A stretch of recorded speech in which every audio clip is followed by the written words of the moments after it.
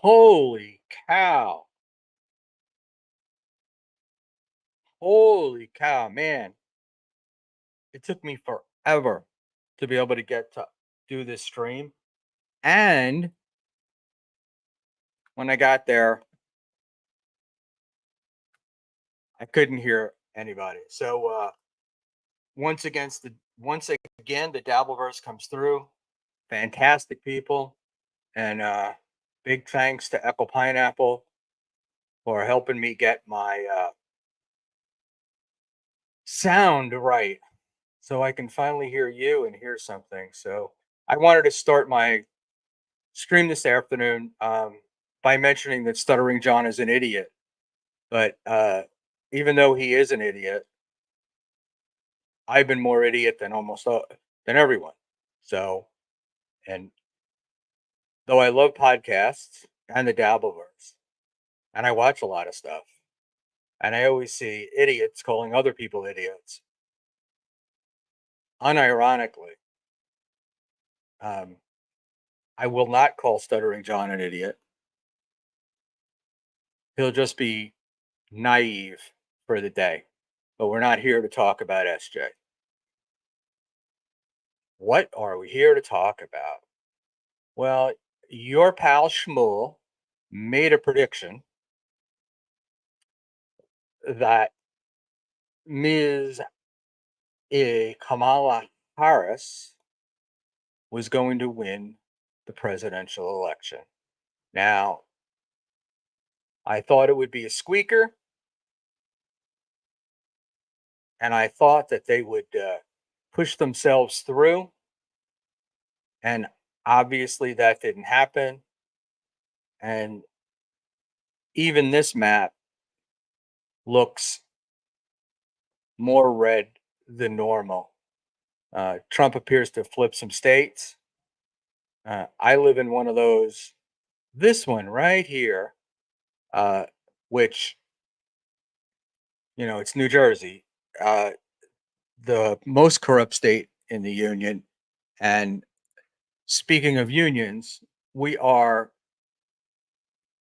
so much of our state relies on union money. And it's where all the retirements go. It's where most of the money that the state spends goes. Lots and lots of unfunded pensions. But there's a lot of unions here. And here we are. So I need to admit that I was wrong. Hey, Terry, I need to admit that I was wrong.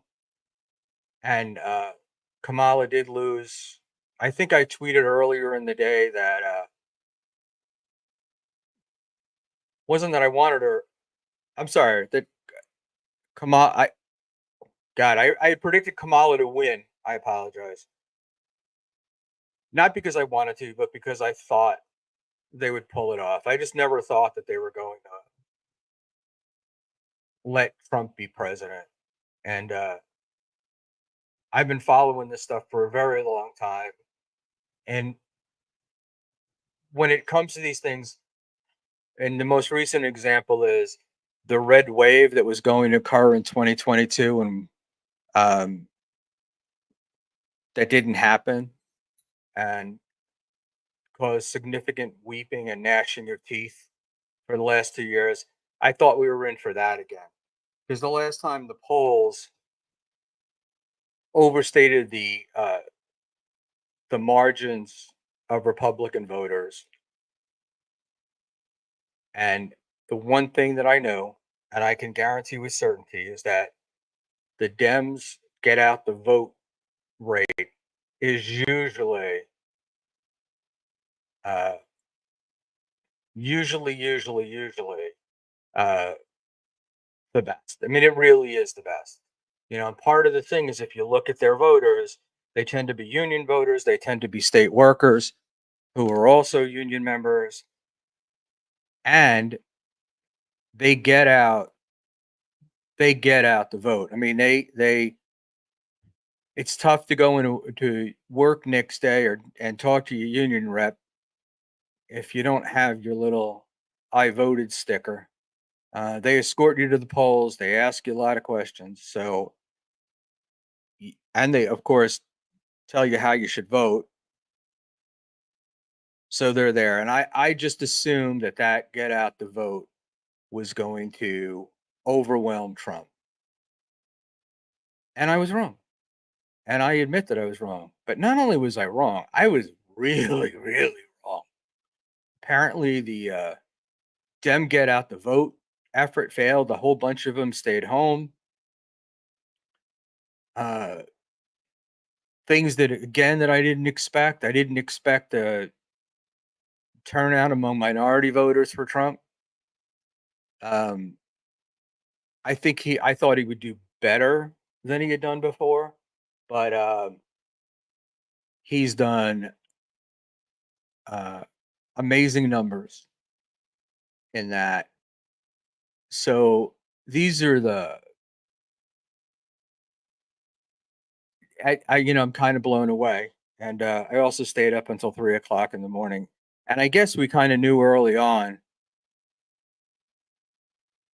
that things seemed to be going Trump's way, but when they were doing the Virginia thing where they kept saying, "Oh, it looks like Trump's going to win Virginia. It looks like Trump's going to win Virginia," and he didn't. I thought, "Oh, there's going to be a lot of this." I I have a innate distrust for the media, and not the way a lot of people do. It's not about left and right. It's not about uh, ideology or whatever. I think the media likes controversy and they want to sell that shit, right? So it's like if they come on and they go, "Yeah, Harris won Virginia," in your mind, it's like, "Oh, over, I guess. I'll move on." But if Trump has the possibility of doing it,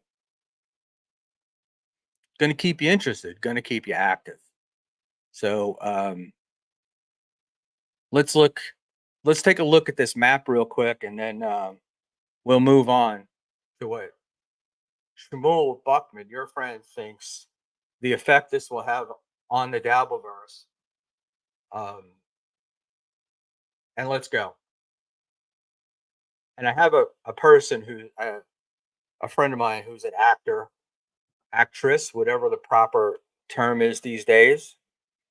What, like the old Cy Sims commercial, and name you would know, who I asked to review me on these streams. She doesn't review the content necessarily, but what she does review is I seem to get a lot of complaints from her about my ums and ahs and my slow speaking. So I'm supposed to speed it up and I'll give it a shot. All right.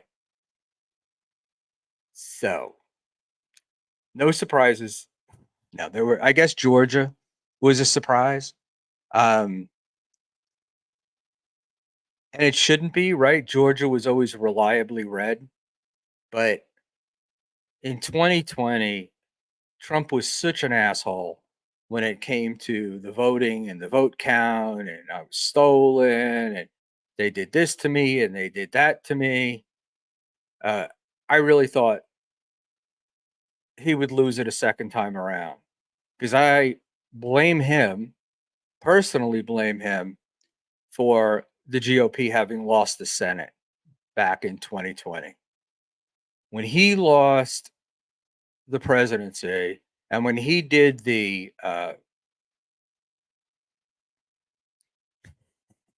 is very funny.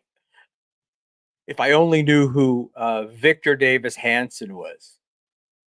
There used to be a guy who did when I very first went into business, I worked for a company that did sales, and they gave me like a book by a Victor somebody guy, Victor Davis somebody, and I always thought it was the same guy, and that he was like one of these sales guru, motivational speaker types. And I learned that Victor Davis Hanson is apparently a an intellectual and a commentator. So I'll have to read some Victor Davis Hanson stuff.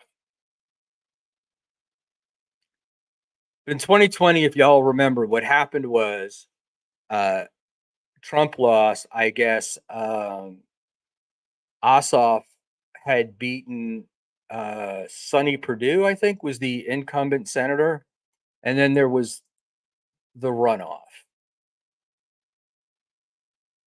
In the runoff between the Reverend and the GOP candidate who was so significant, I cannot even remember their name. The GOP guy had the lead. Looked like he would win the election. All the polling had it very close. But Trump kept complaining about voting, kept complaining that it wasn't fair. He essentially encouraged his voters to stay home.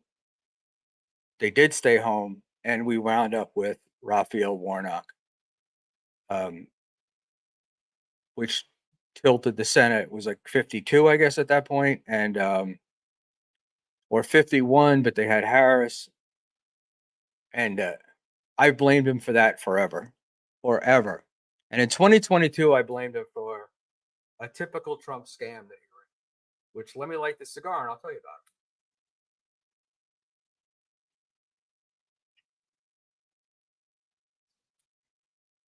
So in 2022, a bunch of Republican candidates wanted Trump's endorsement. And if you remember back then, Trump was fundraising like a mofo.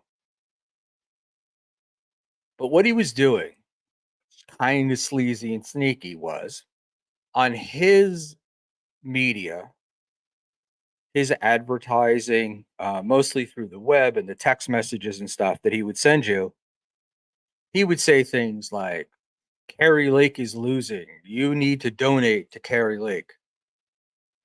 And you could do it through the Trump website. And you would, or people would. But it turned out that, like, for every dollar you were donating, about 80 cents of it or something went to Trump. About 10 cents went to the processors. I'd like to believe it's Patrick Melton, but I don't think it is. And then the other 10% or even smaller amounts went to the candidate. So a lot of the money you thought you were giving to the candidate was really going to Trump's war chest to win this election. But if you remember, in 2022, Republicans didn't win. They did control the House, as I remember, but by such a small majority. And because the GOP is very much like the Democratic Party of the 60s, they can't agree on anything. There's always going to be this small group that's going to fight every tiny little thing. And so what happened was people thought they were giving money to candidates. They weren't giving money to candidates. Candidates were being starved for money. And Trump's repayment to them were a lot of promises. I'll come and visit. I'll come and endorse. I'll do these things. And almost all of his efforts were half-hearted. Now, understandably, it's possible that during that period of time, Trump was under such immense pressure with the document scandal, these charges in New York, and election lawsuits, and watching his friends turn on him and go to jail. Maybe he actually did plan to do more. I don't know, but he didn't. And 2022 turned into a disaster. But one of my favorite podcasts at the time was a group of Washington insiders and campaign workers and stuff, and they were mostly young guys, at least like 35 and under, who totally predicted this red wave. Totally predicted this red wave. And they were bringing on campaign advisors from this Senate, Katie Britt, I think the one in Alabama, Tommy Tuberville, but they were bringing them on from everywhere. And they made you think you were going to, that really they were going to win. It was like, and they had run the most fantastic campaign operation the GOP did that they'd ever run. And it turns out that obviously they didn't and they lost. And then these guys, for the next couple of days, uh, became a cope stream, became a how everything is unfair. Uh, the COVID voting is unfair. Like all of these things. Now, the deal is, in Shmuel's mind, is you know the rules of the game when you're in there. You saw what happened in 2020, so you know anything can change. I don't think they stole 2020. Said this before. I think it was unethically, but legally altered to get what they wanted. And I think if that were the case in 2022, they should have known it and they should have prepared for it. But I think they relied too heavily, way too heavily, um, on being whiz kids and being in the numbers and not understanding at all what the people felt, which may be the same thing that happened to Harris. I have other opinions about what happened to Harris, but the Democrats have always been. I mean, one of their biggest donors is Bill Gates, right? Michael Bloomberg, and Bloomberg's a billionaire, and they can talk about him being smart, but he really made his money on the Bloomberg machine. Won't explain what it is. Go look it up. But that's how he became rich and famous. Um, it wasn't for his political skills. He's essentially an early tech pioneer. Um, and uh, the numbers matter. It's big to the Dems, but I think what we're learning is it can only go so far. And I also think that uh, the power of things like YouTube and Twitter, to a lesser degree, even Facebook and other social media apps and programs, has changed the face of all this. I'm convinced that these guys are relying on a model that they think is 2024 when it's probably more akin to 1998. But that's just me. So that's me explaining why I thought Kamala would win and the fact that she didn't, and my full and total admission that I was wrong. Unlike other people, I'm going to say that I was wrong. Um, I was laughing because there were some other today comments by some Dem people that I saw, even though most of my day has been spent working when it actually pays me money. Um, but my favorite was a comment by Brian Karem, who said he's been covering this stuff for 30 years.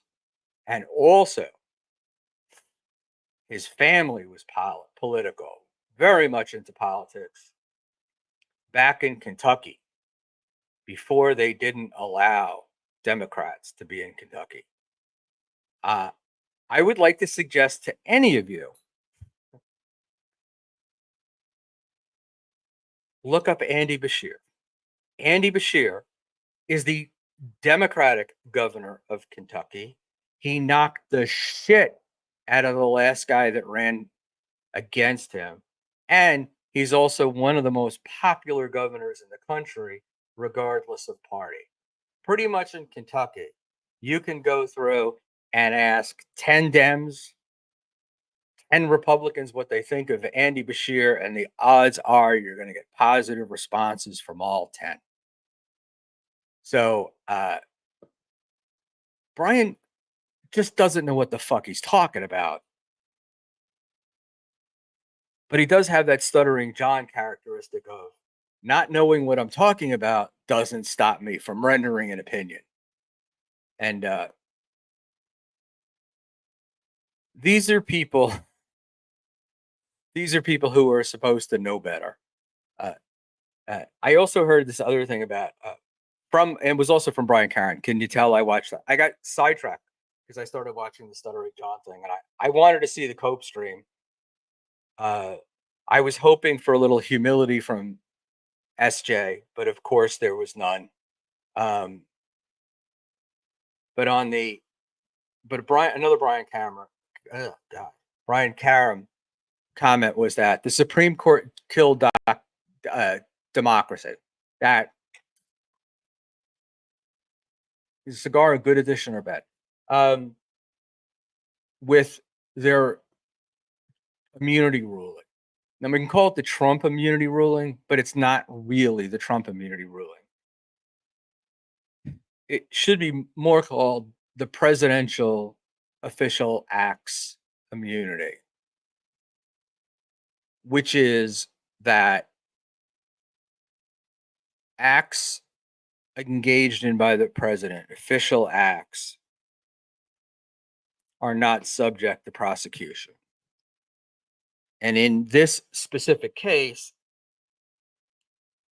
it related to the election. Trump was asking his attorney as president of the United States what he should do about the election. And he talked about what his thoughts were. Now, we've all heard the old one that says, you know, I could murder him. And later on, there's a murder, and you said you would murder him, and you're like, no, I didn't mean it. A lot of the Trump stuff sounded to me like he was blowing off steam, and he's also not the brightest. Well, he's not the brightest bulb, and his use of his vocabulary seems to be somewhat limited. But more importantly, he thinks he's talking about policy. He doesn't think it's gonna come out later, but that's not the point. So Brian made an analogy. Well, what Biden could do is because for immunity is he could cancel the election and install Kamala. It's not what we're talking about. We're not talking about Trump and his official or any president in their official duty walking down to the 7-Eleven and shooting the clerk because they didn't have backwoods.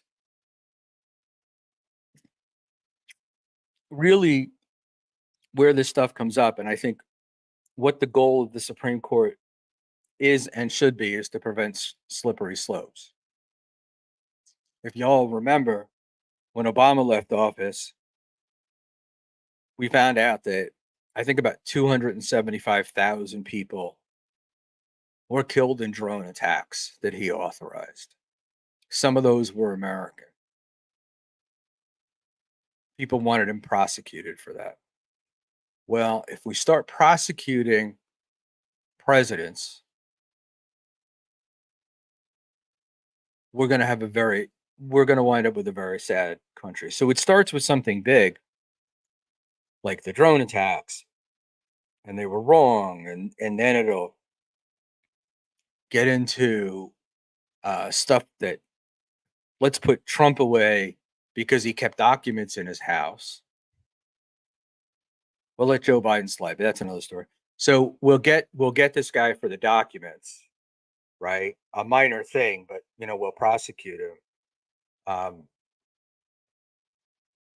think where the Supreme Court was trying to draw a line is like, look, we've got to stop this shit because what's going to happen is the tide always turns. We're always going to go from Democrat to Republican or left to right, right to left. We're always going to go back.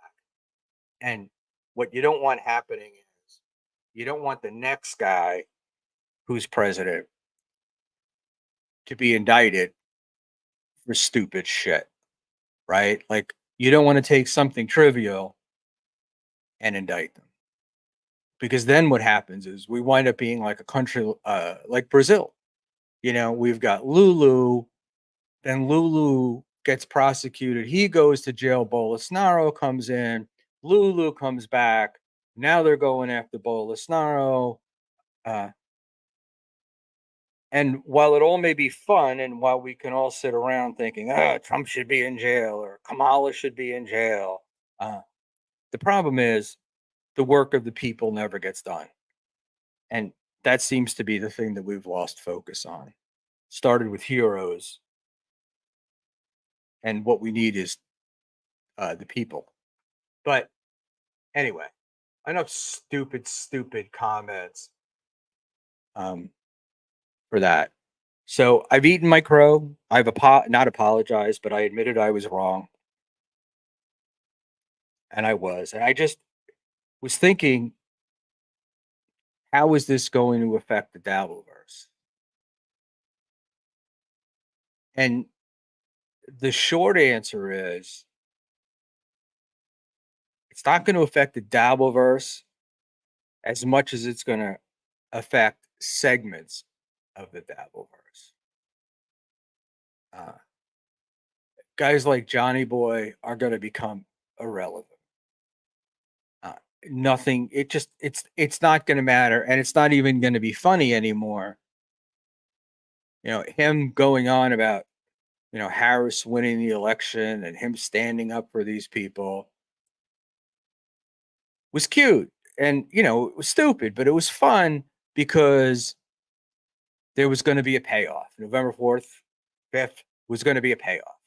We were going to find out, right, whether the people believed it or didn't. And then we get, oh, what's he going to do after that? Because he was stupid and he lost. Remember him insisting that Florida was a purple state, not a red state. And it was like the first major state called last night for Trump.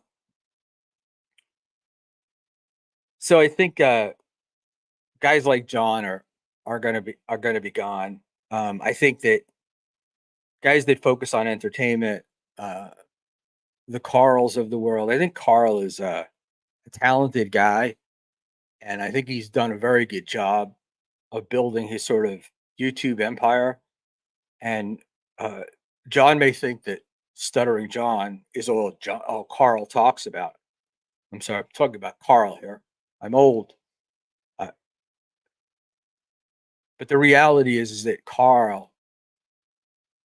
is diversified. Carl does a lot of stuff, and he does a lot of different stuff, and he follows a lot of topics.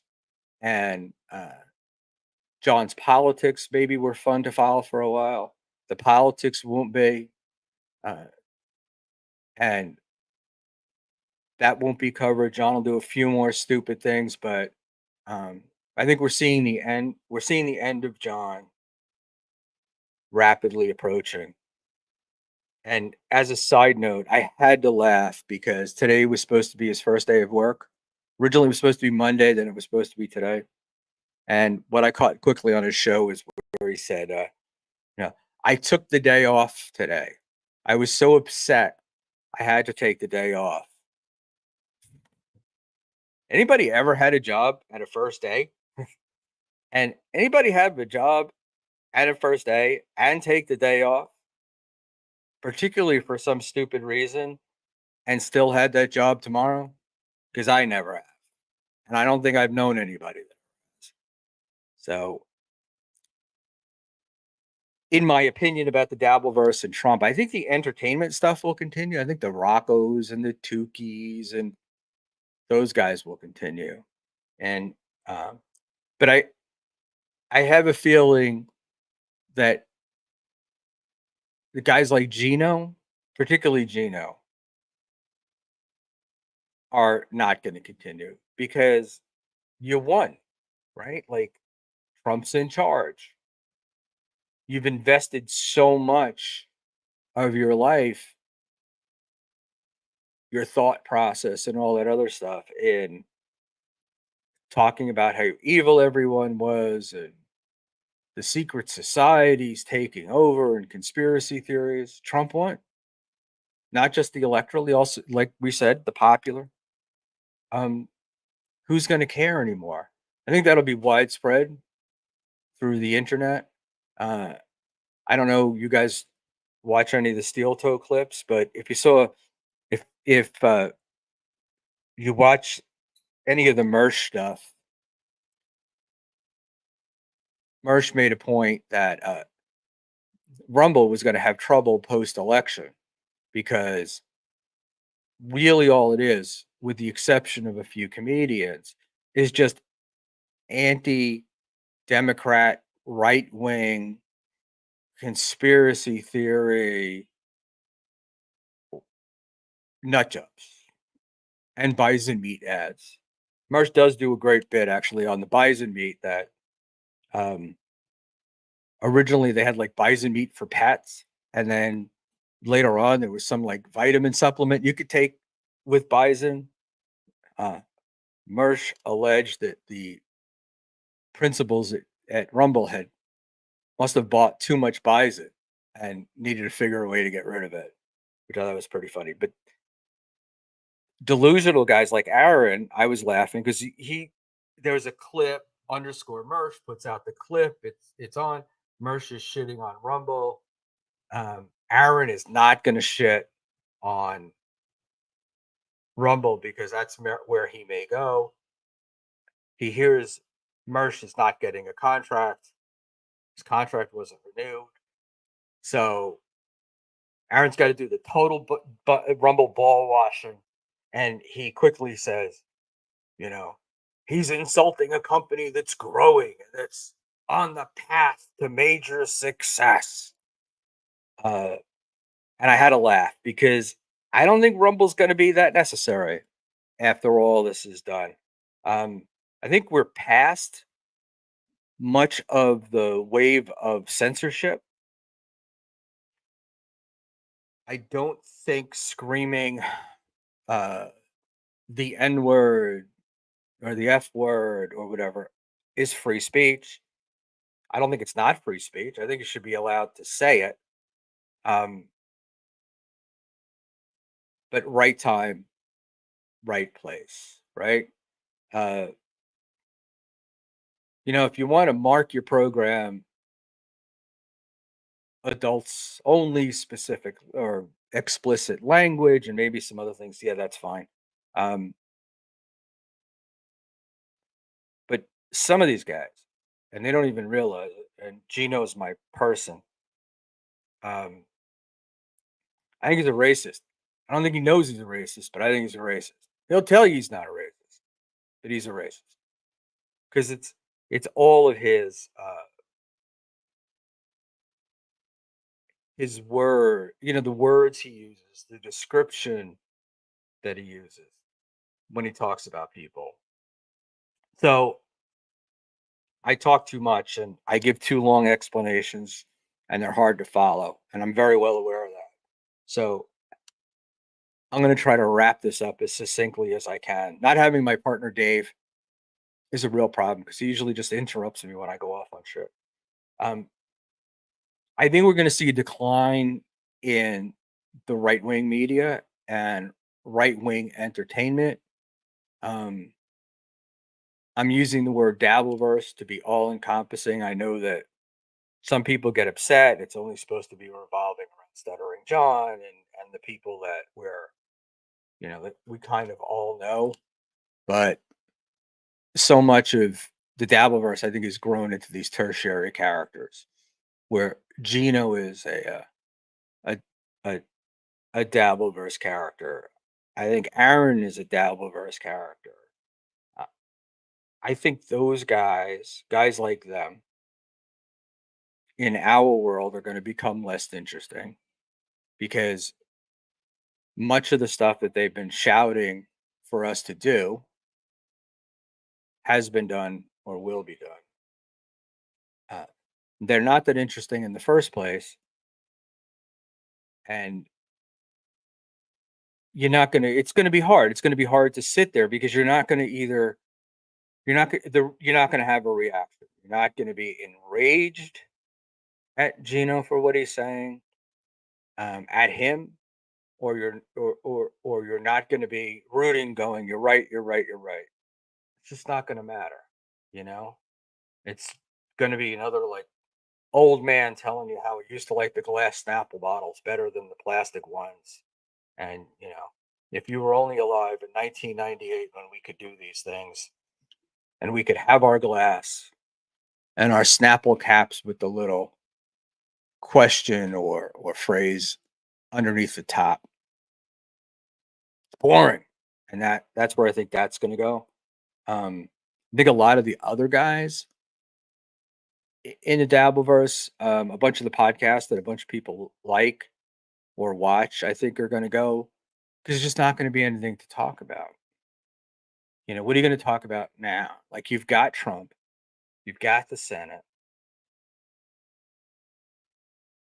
What are you going to say? You don't have an enemy anymore. You don't have anybody to stand up against.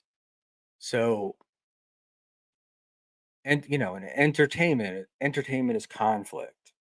Entertainment is either agreement or disapproval.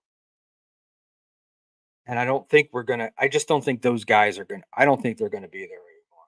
So my gut tells me that the world of the right wing podcaster is going to shrink. I picture all of those guys going more into alien encounters and Planet Narubu. I think the guys that are in our world, Gino, Aaron, guys like that. Of course, Aaron's got this whole legal thing going on, and that'll keep him involved until that ends. But these guys are just going to fade away. It's just going to become boring and monotonous if it hasn't already. I think guys like Chad, everybody says Chad's on a redemption arc. That's not my opinion. Um, I don't like him. Uh, it's almost not, and it's not really not personal. I've seen him perform, and it's just awful. And he appeared to me to be drunk the last time I saw him, and it annoyed me that I had paid for tickets to see a show, and he thought so little of it that he felt free to drink beforehand and uh, open a set with Kevin Brennan's jokes, which is kind of interesting because the first 5 minutes this guy set were like, oh my god, that was pretty funny. Those are good jokes, and then found out whose they were, and then realized why once he stopped doing them, what the last 20 minutes of it, why that was so bad. Um, so this is long and this is rambling. I wanted to go on for 10 minutes and say I stink. I have to put this up because I love this guy. Um, I would like to think that he's harmless, but we're gonna save that for another show. I am actually I clipped out the Geno segment on Aussie's show from Sunday, and I'm gonna do that later, either tonight or tomorrow. But I wanted to keep this focused. I don't think Geno's innocent. Um, I think he is a moron, but I don't. I shouldn't say innocent. I don't think he's harmless. Um, I think he's a vindictive twat, and I think he's hurt people in the process. His partner Aaron, Ray DeVito, Pat Dixon. Say whatever you want to say, but you got to be a man. And this guy's just he's a little kid. But we're not gonna wide view, overall view. Trump election victory and the dabblers. It makes it makes right wing media less relevant. I think it makes left wing media relevant, or it's going to be less relevant when they start telling us that they're going to the media is going to convince us that they're going to round up battalions in Newark and put them on trains, and it's not going to happen. I don't see Trump as fascist. Uh, so it's going to be like, oh my God, you keep saying this, you keep saying it. So there'll always be a core. There's always going to be a core of the Trump haters. There's always going to be a core of the Dem haters, and they'll be around. But this boom of podcasters making super chats on political commentary, I think, is over.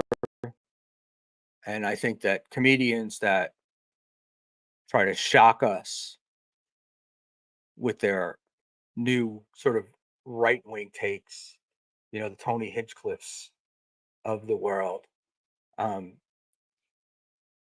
I don't think they'll disappear, but I don't think that they'll be nearly as relevant. And so a bunch of these podcasts where you see that they might get, 1,000 people or more will probably be um, down in the hundreds, and certainly the super chats will dry up. And then the question is, when the super chats dry up, what do you do next? I mean, think about it. Got a guy like KB, warm for super chats. Well, he wouldn't stream. There's no love of the game with that. There's no enjoyment. So I think I need to wrap it up. And I really want to thank everybody. Apparently got 19 viewers, but Shuli probably bought me them. And but any quick questions from the audience before I wrap?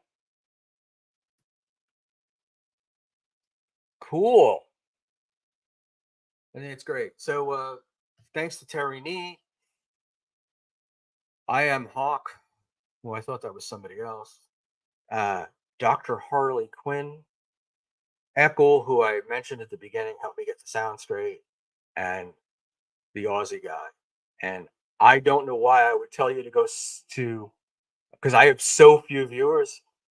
Um, I don't know that it matters, but Eckel and Aussie do a great show. And Aussie's on Sundays, I think at like 9 in the morning, 10 in the morning. I don't know now with the time change. Um, but it's a great show, and he kind of gets lost. And he's much more talented and much more interesting than just picking on Aaron.